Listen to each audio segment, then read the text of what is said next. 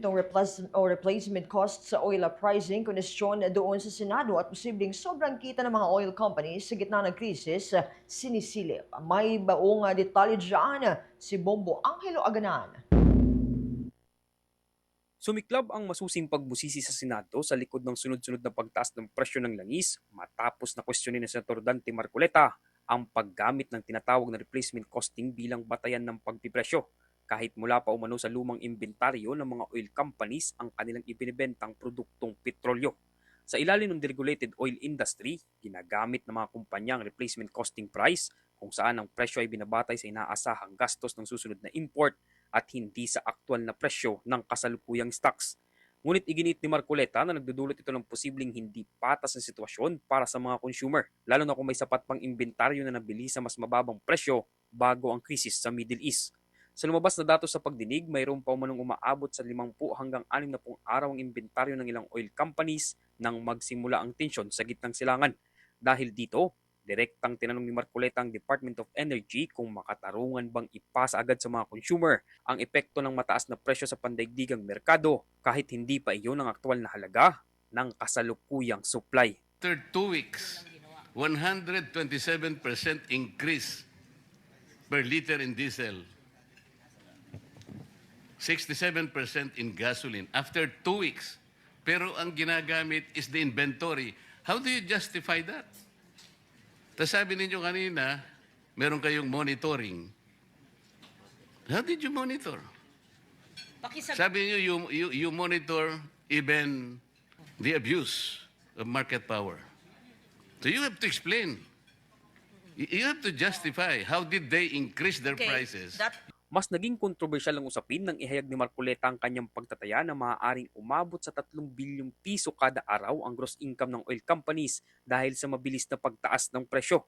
Bagamat hindi pa ito kinukumpirma ng independent audit, binuksan nito ang usapin kung may nagaganap na labis na kita sa gitna ng krisis. Sa panig naman ng DOE, pinaliwanag ni Yusek Felix William Pentabella na ang replacement cost ay isang karaniwang practice sa normal na sitwasyon.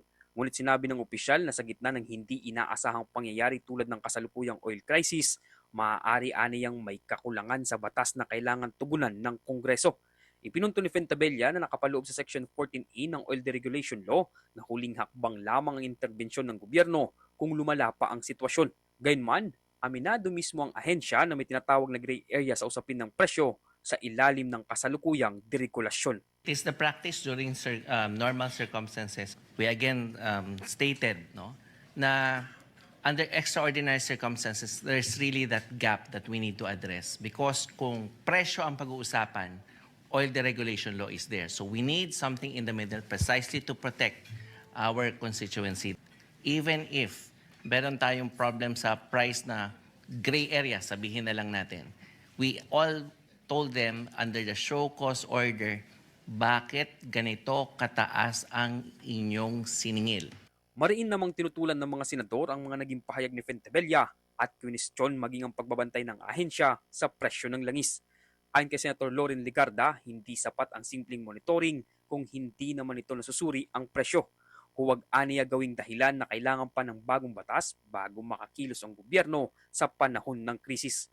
Huwag po nyo gagawin dahilan na kailangan ng isang bagong panukulang batas o amendahan ng batas bago tayo makagalaw sa panahon ng emergency para matulungan ang mga tao.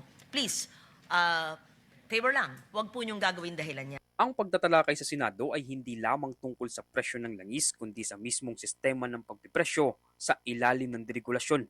Habang iginigit ng DOE na umiiral ang replacement costing bilang normal na practice, lumalakas naman ang panawagan sa Senado na siyasatin kung ito ba ay nagiging instrumento ng labis na kita sa panahon ng krisis.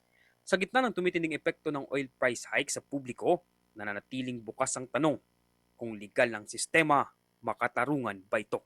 At yan ang ulat mula dito sa Senado. Ako si Bombo Angelo Aganan and this is Bombo Radio Philippines, the #1 and most trusted source of news and information. Basta Radio, Bombo! For the most trusted source of news and information, visit our website at www.bomboradio.com. Follow us on Bombo Radio mobile app, Facebook, YouTube, TikTok, and X, formerly Twitter. Like, share, and stay connected. Anytime, anywhere.